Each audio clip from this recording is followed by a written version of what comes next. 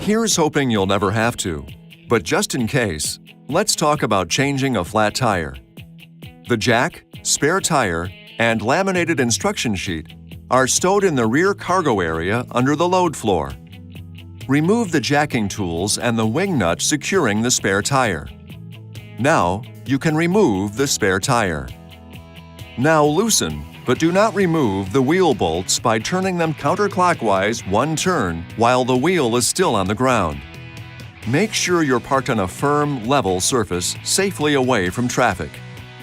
Avoid ice or slippery areas. Also, make sure the ignition is off, the hazard lights are on, and the parking brake is fully set.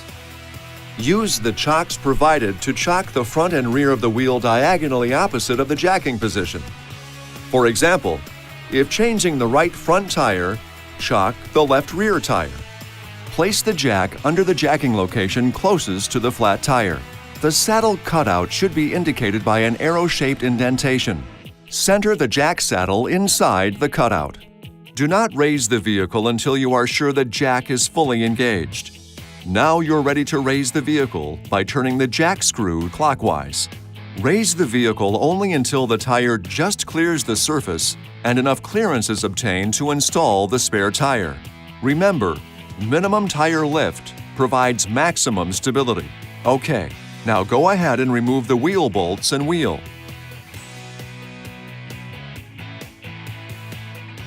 Position the spare tire on the vehicle with the valve stem facing out. The vehicle could be damaged if the spare tire is mounted incorrectly. Reinstall the wheel bolts with the cone-shaped end toward the wheel. Lightly tighten the wheel bolts clockwise. Now, you can lower the vehicle by turning the jack screw counterclockwise and remove the jack. Once on the ground, you can finish tightening the wheel bolts. Alternate wheel bolts until each wheel bolt has been tightened twice. Maximum effort should be used for final tightening of the wheel bolts.